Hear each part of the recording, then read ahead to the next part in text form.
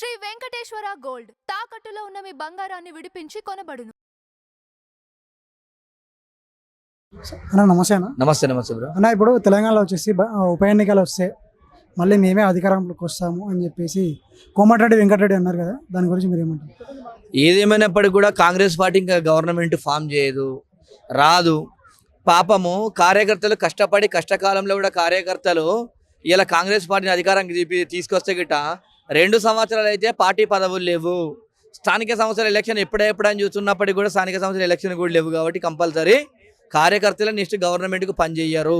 గ్రామ స్థాయిలలో మొత్తము రైతాంగం అయితే ఇవాళ రైతులు మొత్తం తీసుకున్న ముసలోళ్ళు తీసుకున్న కూడా ఏమంటారు, కేసీఆర్ ఉన్నప్పుడే మంచిగా ఉండే, కేసీఆర్ గవర్నమెంట్లో బాగుందని చెప్పేసి ప్రజలు అంటారు. కాబట్టి కంపల్సరీ నెక్స్ట్ కాంగ్రెస్ గవర్నమెంట్ రాదు.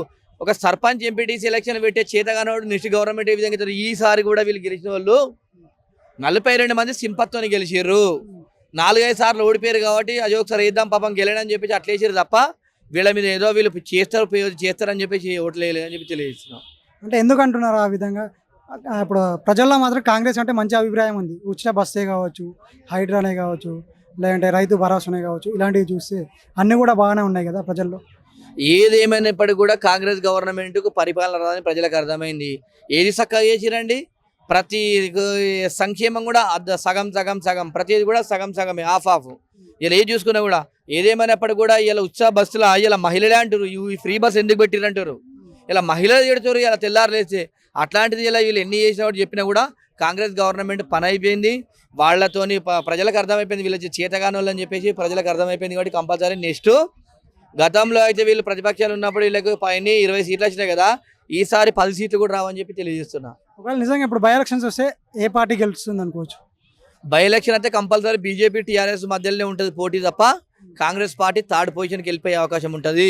గ్రామాలలో గ్రామ స్థాయిలో ఉన్నటువంటి ప్రజలందరూ కూడా గ్రామాలలో ఉన్నటువంటి ప్రజలు ఎప్పుడు కూడా ఇలా టీఆర్ఎస్ ఉన్నప్పుడు బాగుండే అని అంటారు తప్ప యువత అంతానేమో బీజేపీ వైపు ఉంటారు.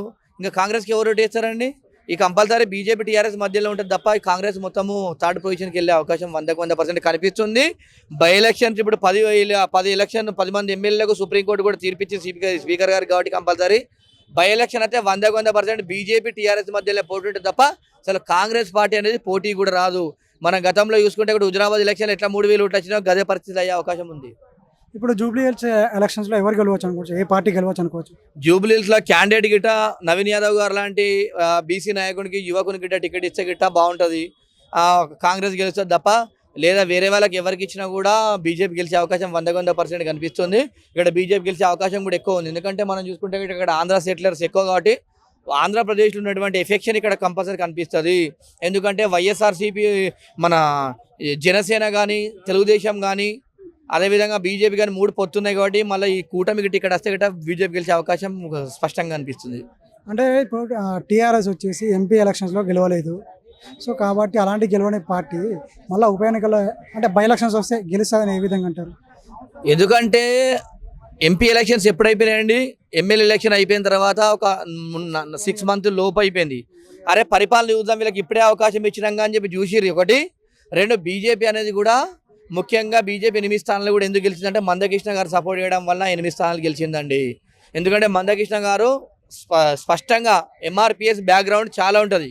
ఒకప్పుడు మనం ఏం చేసుకున్నాం, ఎస్సీ ఓట్లు బీజేపీకి వడయి అన్నటువంటి దాంట్లో ఒక 10% ఓట్లు ప్లస్ అయినా కూడా కంపల్సరీ 8 స్థానాలు గెలిచింది. అదేవిధంగా బీజేపీ కూడా ఈ 17 స్థానాలలో 2nd పొజిషన్లో ఉంది. ఎందుకంటే చూస్తారు ప్రజలు కూడా ఆ విధంగా నరేంద్ర మోడీ గారి ముఖం చూసి ఇద్దరి మధ్యలోనే ఉండడం వల్ల ఈయన గెలిచింది.